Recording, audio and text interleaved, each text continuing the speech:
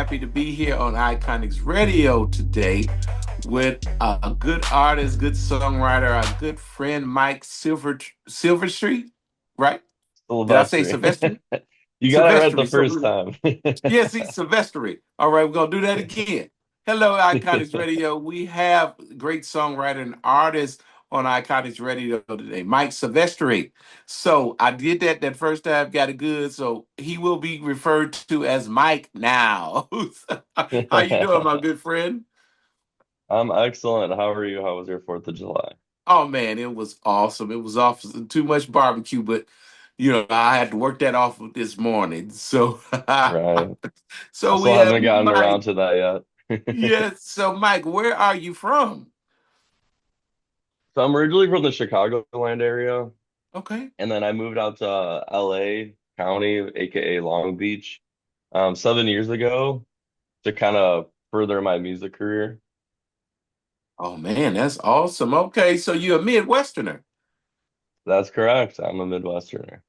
Well, Mike, we won't have no issues today because I'm actually from Detroit, Michigan. So, our little Nice. Chicago and Detroit rivalry in the NBA Finals, we will not bring that into this interview. So, man, that's awesome.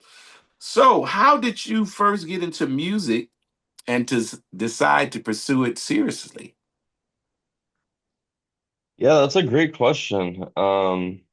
Geez. I think it's like one of those like chicken before the egg scenarios. It's like I kind of ask myself the same question even today. And then I think back to my childhood, and I feel like musicians, especially career musicians, have always kind of had like foreshadowings about that, even like as a child, you know what I mean? It's Mm-hmm. like they would, and then you see like as an adult now, and I'm sure you can relate to this, you see kids, like young kids, single digit, like tapping their feet on perfectly on rhythm, you Right. know, like completely like subconsciously um humming along, just jamming out, singing, even though it might sound annoying. So I think it was kind of always in my DNA, although funny enough, literally none of my family members are musicians or musical at all. Wow. Yeah. Man, that's something. So So you the special one out the bunch. I guess so, if you want to call it that.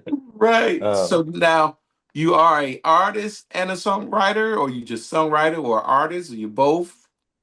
I'm both actually, yeah. So I've had some artist cuts and I write songs for myself and others. No one famous, no one you would probably know. But most importantly, I write songs for myself. I think if you're a songwriter, I believe that you should always also be an artist, even if you don't like truly believe in your voice. And I'm not saying that's how I feel about myself, but Right. Right. Oh man, that's awesome. Yeah, because sometimes as artists and songwriters, it's really a songwriter and like, they're not singing it how I want them to sing it, but let me try to hmm put it out there. But that's awesome. So when you typically write, how do you create your songs? Like, is it that's a a do it start off with a melody line, or does it start out with a guitar line? hmm that's a really great question. So I'm not a country artist. I would say I'm more like indie pop, kind of soul, a little bit of rock. But I guess you could say I was like raised on country Yeah. songwriting. However, like country songwriting, that's kind of how I was like kind of birthed into the technicalities of songwriting. Um, so therefore, just like I'm sure I think it's safe to assume every country artist has like a note on their phone or something with a list of song ideas and titles, and that's exactly what I do. So, there's days where I kind of scroll through the list, kind of read through it, see what inspires me for that day, pick that. Ooh. And then I kind of have that like headline, I guess you could call it like newspaper headline um, as a concept, and then I work around that. And then there's other days where I'm like, you know what, I kind of want to start fresh. So like you were saying, um, I'll kind of just like noodle around on the guitar, see what inspires me, and then I'll take it from there. And then I usually write the lyrics and the melody at the same time. Oh man, that's awesome. Because as a producer, songwriter, I'm more, because I grew up playing piano since the age of Hmm 5. So I like to ask that question because different musicians like if I'm creating a song or putting something together, it's like anything will inspire me. Like it might could be a snare, it might could be a hi-hat, or like you said, doodling on the keyboard and I come up with a line or some chord hmm progressions. But I know it's different from like it depending on what instrument you play. But I like that. I like that. Like your technique when you say you have. I may have to steal that from you, Mike. Give me a list of things that I want to write about and really go, man. That's awesome, man. Yeah, So because Anthony, it's like how many times have you just been like doing whatever, like out and about, and then like an idea comes to you, and then you feel inspired, but you're like, oh, I'm at the mall or something right right, now. So then right. yeah, I'll just jot it down and like kind of revisit it later and Yeah, because see that kind of is build up like a bank, like a that's bank of right. ideas. You see, and we're going to use that because sometimes I may have a nice little in the middle of the night in my dream, but don't wake up and get it. So I may have to put me a little Exactly. pad and keep me a little pad. But that's awesome, man. So how do you involve your production side of your music? Like what is your creative process of like after you done wrote the song, you got the melody line, what is your type and of production, like what do you start with or what do you record or how do you go about it? Yeah, that's a great question. I still consider myself like I'm pretty hard on myself, so I guess I call myself like an intermediate level music producer, but I have produced my own music as well as music for other people. Um, so I have to give you like a mini backstory. So when I was kind of just launching my artist career, I always believe in productions and producers are a big part of the song. That's just my internal belief. So I hired Ryan Hadlock, who did like the Lumineers record and Something in the Mhm. Orange by Zach Bryan, but this was before that. Um, and I hired him and for my record, and I kind of like it was a lot of money, like a But lot of money. But I was like, it's going to be like an educational seminar is how I'm going to kind of take it. So I learned a lot just from kind of being a fly on the wall through the whole process of that. And to answer your question, kind of how I start is I'm really big on pre-production. So like nailing down the right tempo, nailing down the right key. Once you're good with all that, not throwing up, you have the tempo and then you throw up instead of just like a metronome, I try to throw up like a stupid loop. It could be the stupidest loop in the whole world, but as long wow. as it fits the groove and it fits the tempo nicely, and then I play to that instead of a metronome, and then you could kind of just vibe better when laying down the tracks and everything.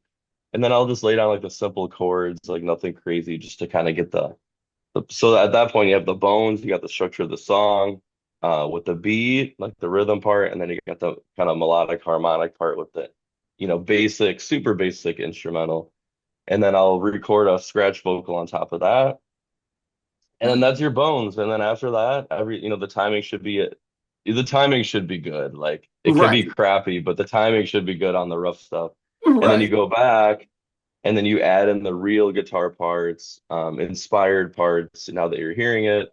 And then you kind of just like build it from there. And then once you get the track like good, like actually good, then you go back and re-record the actual master vocal, and then add in harmonies, and then after that, add in all the magical ear candy, and then mix That's and right. master, and you're good to go. See, see that. Oh man, that's awesome. Love the process.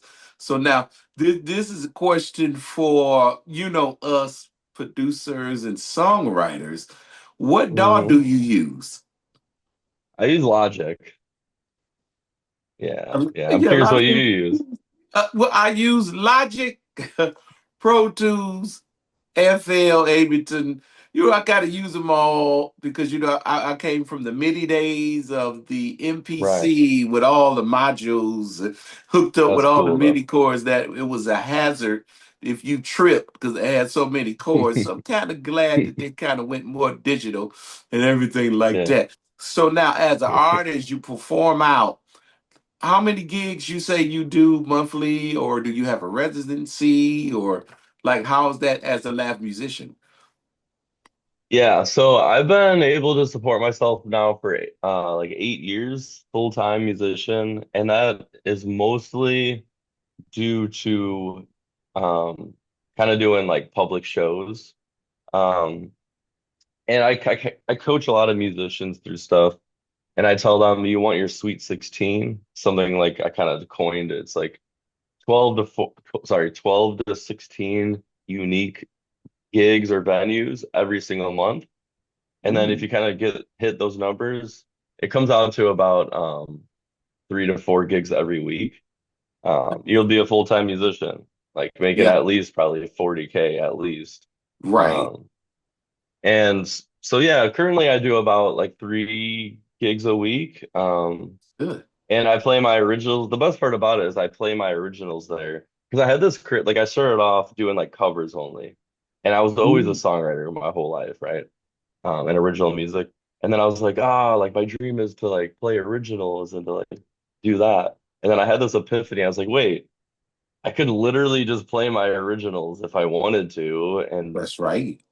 and my dream would essentially be realized. Like, of course, I'm not like selling out stadiums and stuff like that. So I play a lot of my originals at the cover shows, and they're like restaurants, bars, private golf clubs, like Right. hotels, private parties, of course.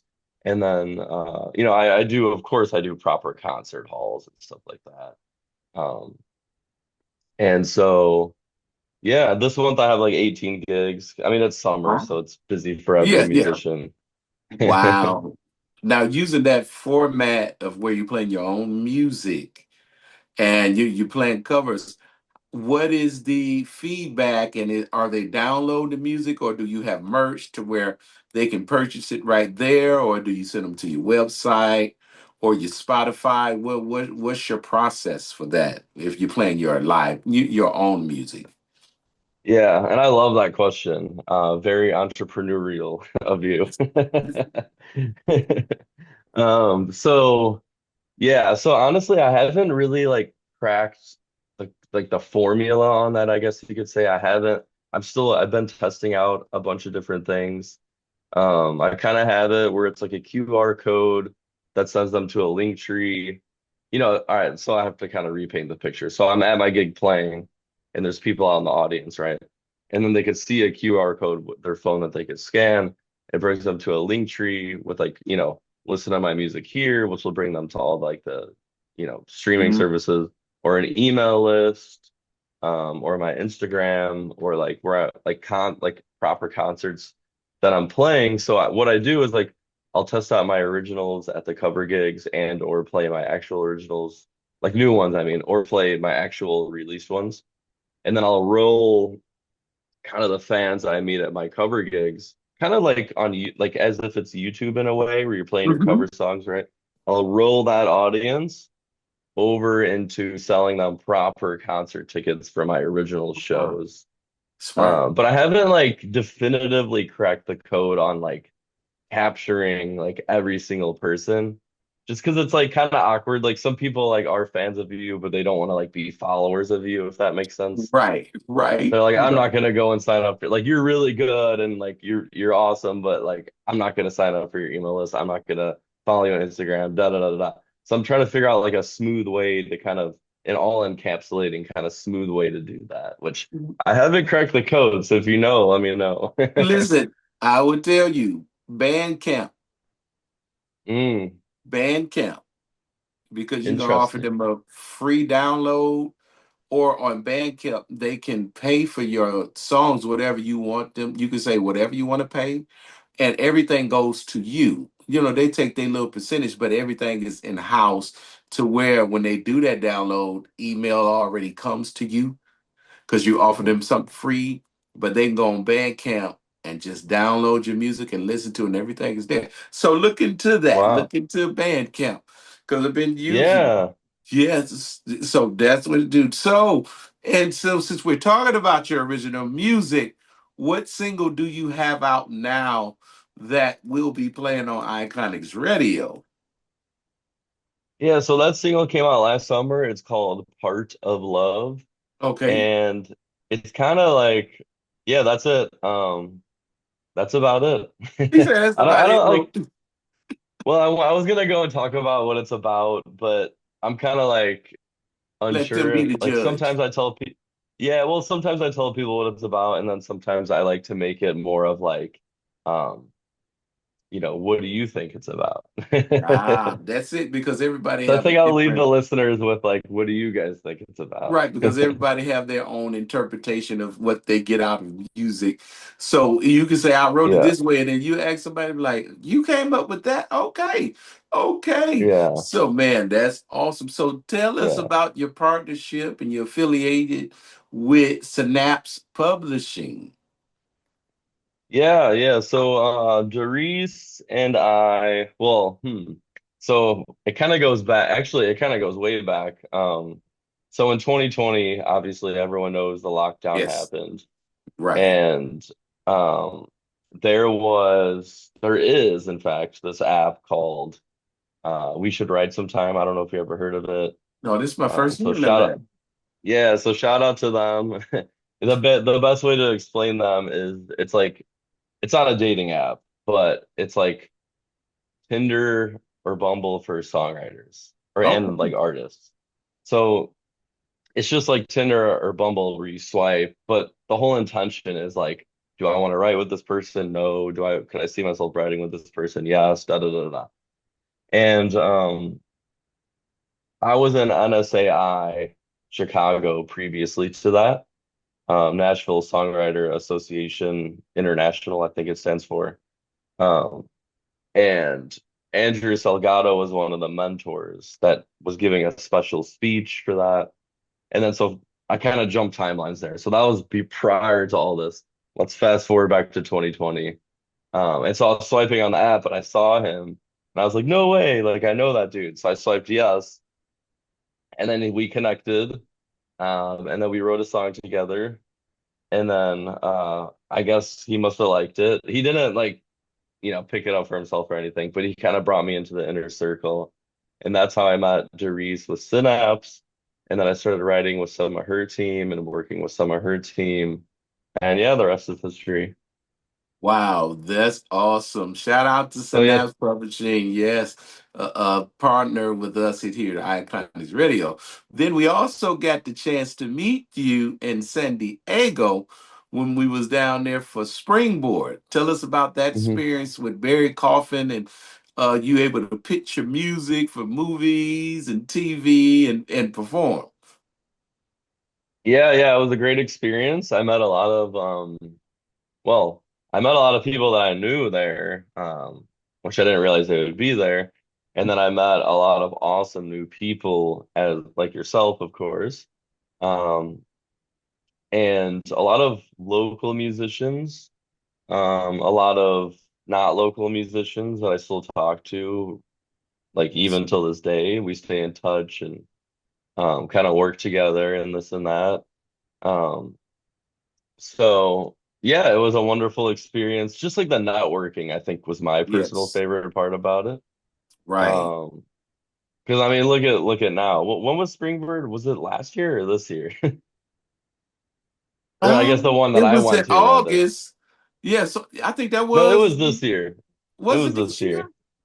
Yeah, I'm pretty sure. No, that It was was like last this. year, August, because Well, let me double check. yeah, because we are in the summer, and It was it was last year. no, it was. I'm looking now at my gig schedule. It was indeed the middle of January of this year. Okay, yeah, so that's where we met. Yeah. So we So were yeah. awesome. Yes, but we had So to it's like, change. look, it's like we're still, 6 months later or whatever, still Right, kind of, and that's dealing with the awesome. connections of that, which is a great Right. thing. Right. Oh man. So tell us where people can find you and reach out and hear your music, your Instagram, website. Give us all that information where they can find you, Mike. Yeah, so you can reach out. So I mainly deal on Instagram, Mike Silvestri Music, underscore at the end. Yeah, feel free to message me and stuff like that. A lot of musicians ask me like, how do you get gigs? How are you a full-time musician and stuff like that. So I have a second Instagram called Sound Heart Music. Sound Mm. as in like a sound wave, heart as in like a beating heart, and then music. So Sound Heart Music. That's my other Instagram where I kind of like give away free advice on just like mostly music business and live performance. So you can reach out to me there if you had any questions about that as well. Awesome. Well, Mike, this was awesome chatting with you on Iconix Radio, man. We look forward to having your music and your takeover here and being part of the Iconix Radio family. If you got some words of wisdom for artists and songwriters that's out there, what would that be? Oh, that's easy, honestly. So I've been doing music for full time for like 7 or 8 years. And like I said, or like we talked about earlier, I kind of started off as a songwriter. I would say like lose the perfectionist mindset. Like if I could, and I like that was so easy for me to answer. So I have so many songs. My next single that's coming out in like 3 weeks, I wrote that song like 6 years ago, and I'm just putting it out now. And so I always think about, geez, if I was such less of a perfectionist and just like put out the music, put out the music, put out the music, I could in a parallel universe, I would probably be in a way better position than I am now with everything, all the goals that I'm trying to achieve. So lose a perfectionist mindset. Just get your music out there into the world. And yeah, Awesome. Well, thank you, Mike, man, for being a part of Iconics Radio, and we look forward to all your success. So, thank you for being a part of this interview. Look forward to Mike being on Iconics Radio, and have a good day and keep writing, everybody. Thank you. All right, Mike, it was nice seeing you, man. Thank you for being on you Iconics too, Radio Anthony. today. Thanks for having me. Yes, sir. All right.